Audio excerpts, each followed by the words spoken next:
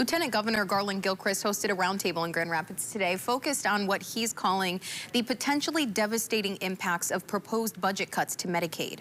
News 8's Amber Kriska's in studio now with what was discussed today. Amber. Brian and Brittany, today's roundtable featured insights from healthcare leaders and Democratic lawmakers, as well as local seniors and veterans. Those in attendance said that a new budget proposed by GOP lawmakers in Washington could end up cutting hundreds of billions of dollars from Medicaid. Many healthcare providers fear they would have to either reduce their quality of service or shut down, something Gilchrist and Congressional Representative Hillary Skolton say cannot be allowed to happen.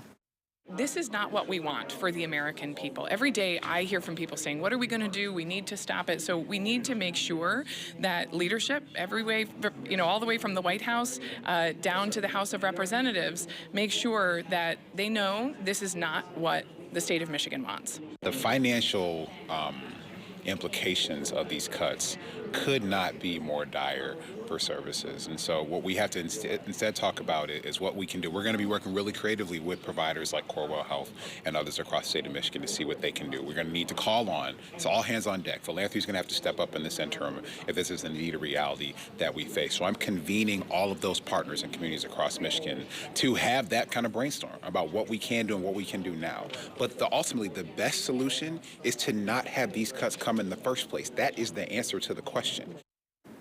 GOP lawmakers have argued that any cuts would be in an effort to reduce the federal deficit. There has still not been a final vote on any potential cuts. Medicaid currently helps provide medical coverage to more than 2.3 million people living in our state. That's just over 20% of Michigan residents.